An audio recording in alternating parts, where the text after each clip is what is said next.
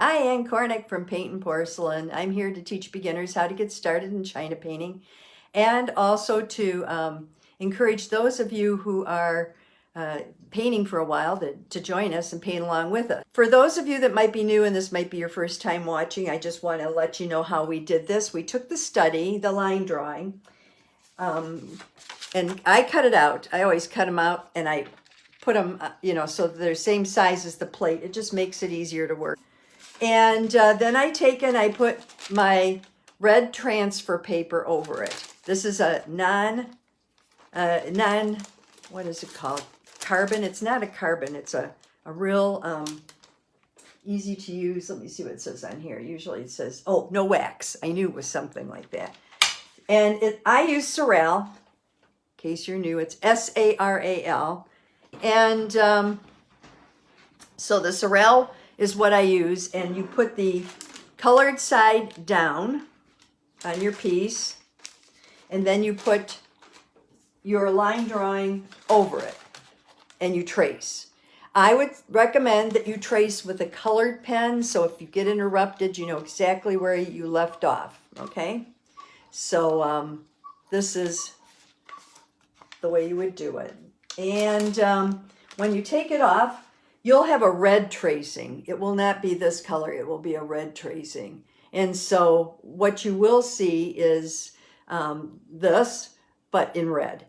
I then take my Sharpie and I go over it so you guys can see it. But if I'm painting on my own, I don't. As long as I can see the pattern, I leave it because it's easier to paint if it's just all in red. Okay, and then once you get this, then you're all set and you can go ahead and paint. Now, the colors we're going to use, I changed them a little bit, sorry, but I was reading what Doris Lundy did before in her colors on her holly, because I have one of her studies here, and she recommended chartreuse. Now, in my original that I showed you earlier, I used cool shadow and a dark green, and that's how I got these colors, which is pretty close to the holly that we have here. The way I did that study was I went over to my daughter's house and I picked her holly. And I used this piece and I just kept turning it so I could see what the holly looked like in different directions, in different ways. And that's how I did it. And then I went over this morning and picked these pieces. And this is a really good idea. You can see the berries real well here. And you see they only have a few leaves behind them. But I took some artistic license on the pattern and brought down these top leaves and put behind it just to make it a little fuller so it looks nice on the plate.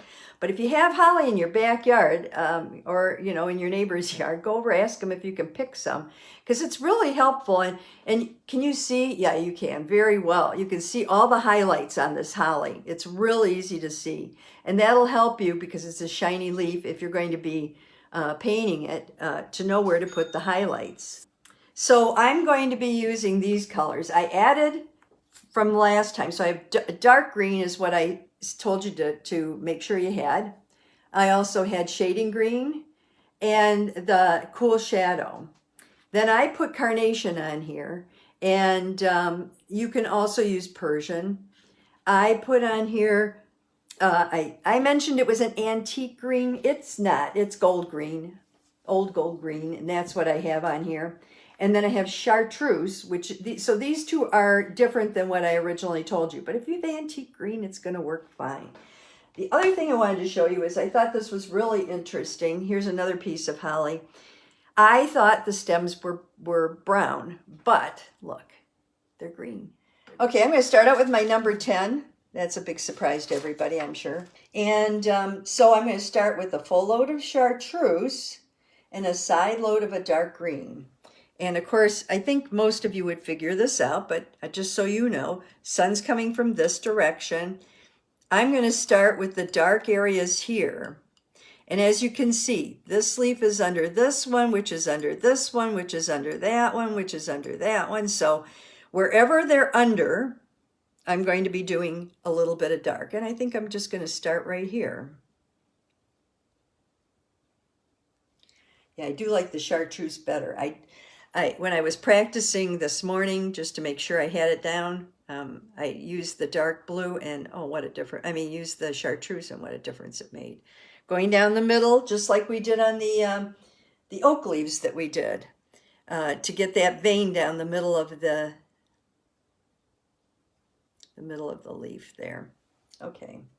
And then I just continue. I'm still loading. Full load of chartreuse, side load of the dark green. You could also use black green. And I'm putting in my shading underneath all of my leaves. Now, as you do it, feather it out a little. Keep it nice and smooth. Put a little more dark green down here. I'm probably going to want it a little darker right around those berries. There we go. That's better. When I paint, and I'm doing something like this with the shading, I'm actually, and I'm going to come real close so you can see, I'm actually lifting as I go around like this, pulling and lifting. And I think that gives you a little smoother, and it helps you go around the little berries. So that's the stroke that I'm using, kind of a C stroke, but I'm lifting at the end of it. And I think that that's kind of the key to getting a nice smooth stroke. Okay, this one's under the top one. And we're going to go right around the middle here. Okay, so that's what I have so far. Oops, a little glare there. And then we're going to take, this one is not under any of them. So you can do one side, make it a little darker as you get closer to those berries, and the other side there. Okay. And I'm going to go around here.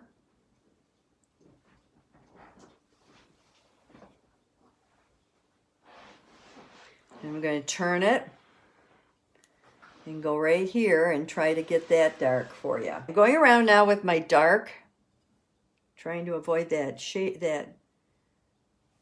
here I want to put the chartreuse. Here I'm going to put the chartreuse because it's lighter and it's on top. And then over here, I'm going to put a little chartreuse. Okay, here we go. I'm doing the lighter color on the edge. It's just getting harder and harder to hold because I'm trying not to. There we go. And I'm going to smooth everything over. So it turns out that we have most of our color on the leaves right now. Now, right here, I think I want a little there. And I'm going to turn it. And we're going to put a little highlight right here too. And maybe a little right here. Now I'm going to go down the center of some of these so that they have a little bit of definition for that middle vein, just so that I can find it the next time. I have that one. And I think this is the only other one that needs it. I'm just going to turn this and put it there. I'm going to bring the dark down below here a little more. I was painting just fine until I had to worry about the light. Now it's driving me crazy. Okay, let me put these on this side. It won't be as distracting. Okay. All right, so that's that. So now we're going to go down here and pick up this guy down here at the bottom. And I'm going to turn it around so you can see him. And we're going to put dark at the base. Got to get really dark. It's not cooperating with me. Hang on a minute here. I get a nice dark at the base there. I think holly is probably one of those colors that a lot of people use, and a lot of people will paint holly on their ornaments this time of year. So that's why I thought holly might be a good thing to try. Not a color, but it's an ornament. Okay, now on the outside of these, where they flip, let me show you on the little thing here. See the color variation? This side is a chartreuse. This side is a black green. So when they flip over, and let me get one that flips really nice for you. Here you go. This little guy here. Can you see how he's flipped? Here. And if you see part of it, then you see the dark on the inside and the light on the outside. That's what I'm going to be doing on these little guys down at the end. So we're going to just put light in on these right now because that's the side that would be showing to me. I'm just painting them the light chartreuse right now because that's all I'm going to see. Oop. Try to follow your, now I probably am using a slightly too large a brush for this. I'm guilty of that because I've always been told to use a big brush. And then here, on this guy here, I'm going to put the light on the outside. Let's get a little darker here for you.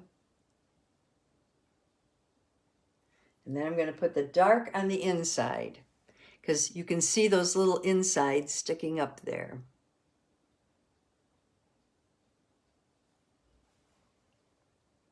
All right, so that's what I've done there.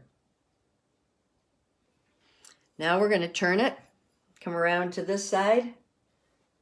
You can switch to a smaller brush if you want at this point, because if you're like me, and if you're not like me and you're not used to using the big brush, then the smaller one will help you. And I'm going to do the same thing up here. Just come up to the middle. Full load, side load. Full load, side load of the chartreuse. Then I'm going to flip around. It's a little bit like a rose leaf with little pokers coming out of it. And I'm just going to put the dark on the tips here.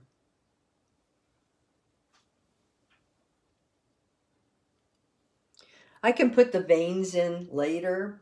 I don't have to do them now. But if I want it to go down in the middle, you know, like, so it recesses in that center section like this. Can you see on this guy here?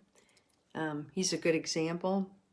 Then I'm going to have to put in some kind of a dark down there. See the difference? It does help. Okay.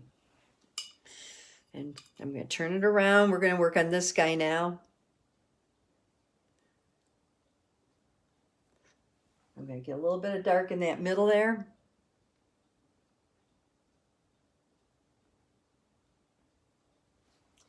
And a little bit of dark on the end.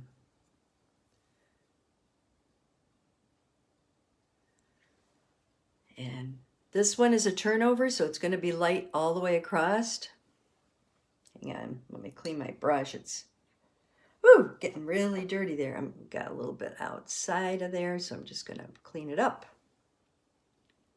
A little bit outside there. And then last one, real simple. We're going to do the dark in the middle here. And then we'll turn it around and do that out here. Made him all dark. Okay. So that's the leaves. Now it's time to do the berries. And I like doing the berries with my rounded brush. It just works better for me. And, oh, this is a square brush. Hang on, I want a rounded brush. Here's my rounded brush. It's, well, I'd have to say it's like a number 6. It doesn't hit. I've used it so much, the numbers have worn off. But this is, see, can you see right there what it looks like if I hold it up like that? It's a real nice brush. And I'm going to use, I'm side loading with carnation. Now, if you don't have carnation, you can use pompadour or you could use Persian. Either of those would work well. And remembering that the light's coming from this way, I'm going to turn this so that I'm starting on the side that is in the shadow. Because I really don't want to put too much color on the side that's not in the shadow. because I really want to put a highlight in here and everything yet. I'm painting it with the tip of the brush because I want it to be fairly dark when it goes on so that I don't have to spend a lot of time adding color on future coats. So I'm doing it really, really, really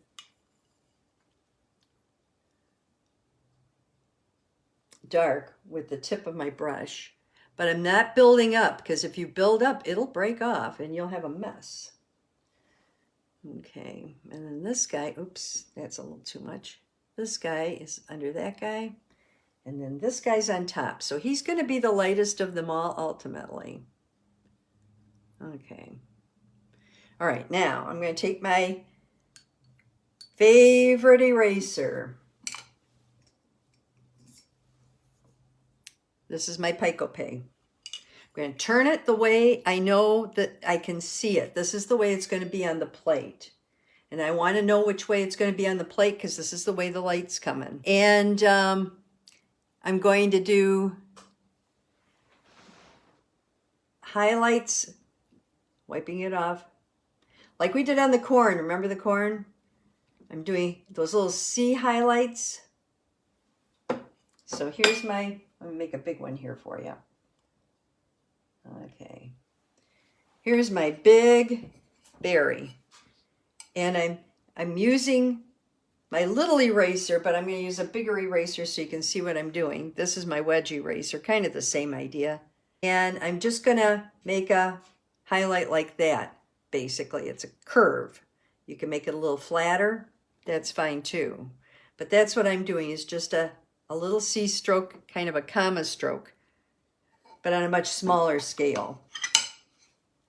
And then I'm wiping my eraser off in between everything because I don't want it to get too much stuff on it. And as you turn the plate, keep in mind where that light is.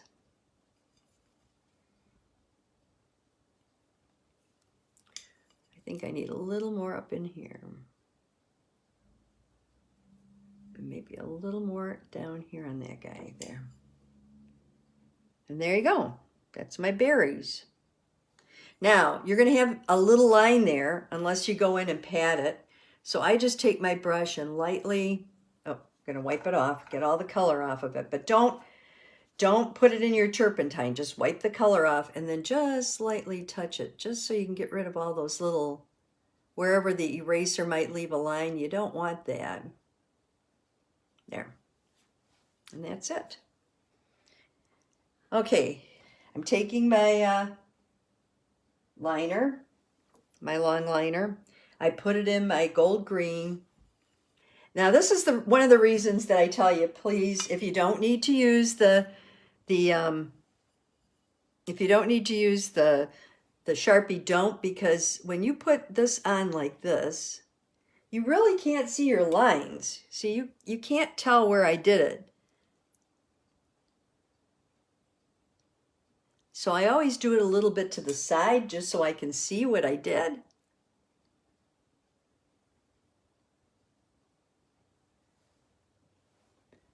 And I'm just gently putting these lines on. You can correct them and make them darker on the next one. Let me put in some background, that'll even help. But we'll do all that next time. And then I'm going to come over on this side and do these lines here. Now, you can pull from the top down. You notice I lay this kind of a liner, I lay pretty flat and pull. It seems to work better. I'll show you again on this tile because I think you can see better on this tile. You just put it down and pull. Let the brush do the work. So that's the kind of line I'm getting that you can't really see on here because of the black. I need a little more oil. Don't get it too runny or it'll run in the kiln. So now I'm cleaning up wherever it needs it.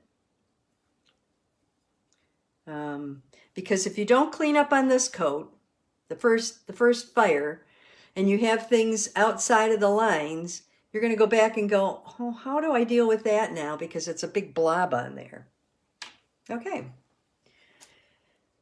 My first fire. I know it's not a big plate. There's not a lot to it, but that's the whole point. You could take this study, shrink it down, and maybe put this part here on an ornament even. So that's why I did kind of a small one. So this is what it looks like when it's fired. And this is what we're going to do next time. We're going to put a rim on it. And